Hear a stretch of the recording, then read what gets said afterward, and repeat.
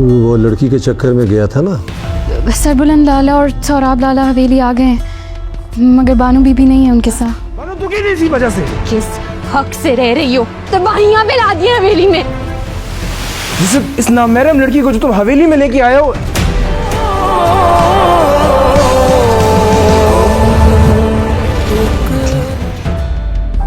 تو وہ لڑکی کے چکر میں گیا تھا نا؟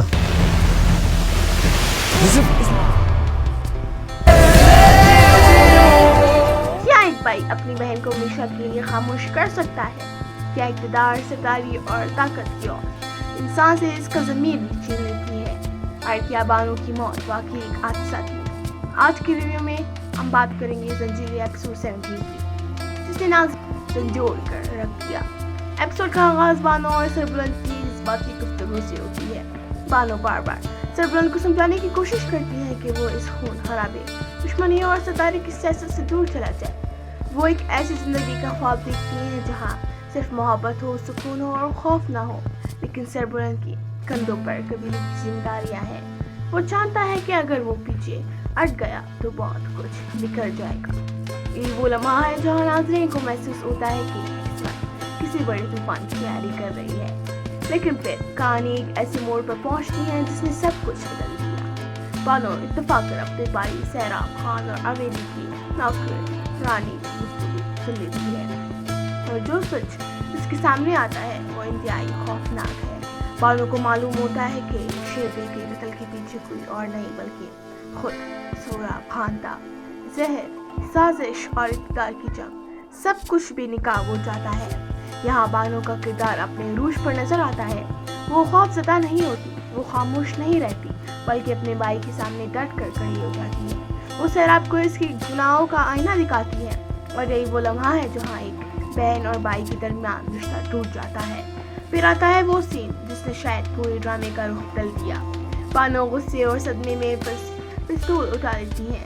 سیراب اسے روکنے کی کوشش کرتا ہے، دونوں کے درمیان کشمکش ہوتی ہے، اور اچانک گولی چل جاتی ہے اور گولی بانو کو لگتی ہے۔ یہ منظر انتہائی دردناک تھا، کیونکہ بانو اپنے دشمن کے ہاتھوں نہیں بلکہ اپنے ہی بھائی کے ہاتھوں جان گوا بیٹھی ہے۔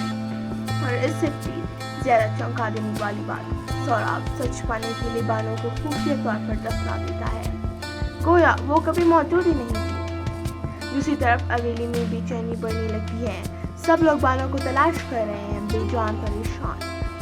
سربلند بے قرار ہے، اور گزرتے لمحے کے ساتھ خوف بڑھتا جا رہا ہے۔ آخر بانو کہاں گئی؟ پھر کہانی میں ایک اور جھٹکا دیتی ہے۔ پہاڑوں میں تلاش کے دوران بانو کا دوپٹہ ملتا ہے، اور اس کے ساتھ خون کی نشانات بھی۔ یہ منظر دیکھ کر ہر شخص کے چہرے کا رنگ اٹھ جاتا ہے، کیونکہ اب یہ صرف گمشدگی نہیں رہی، یہ ایک المیہ بن چکا ہے۔ اب سوال یہ ہے، کیا سربلند سوراب کا سچ جان پائے گا؟ کیا بانو کو انصاف ملے گا؟ اور کیا حویلی میں اقتدار کی یہ جنگ مزید خون بہائے گی؟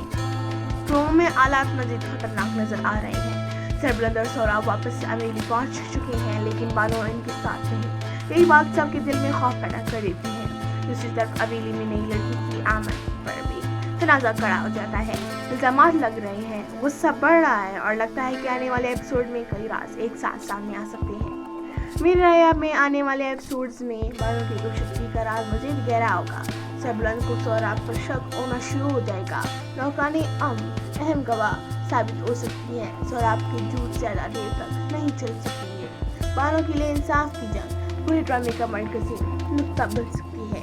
دوستو، آپ کے خیال میں کیا سوراب خان کا راز بے نقاب ہو جائے گا، یا وہ ایک بار پھر سب کو دھوکہ دینے میں کامیاب ہو جائے گی؟ اپنی رائے کمنٹس میں ضرور بتائیے گا۔ ملتے ہیں اگلی ویڈیو میں، تب تک کے لیے اللہ حافظ۔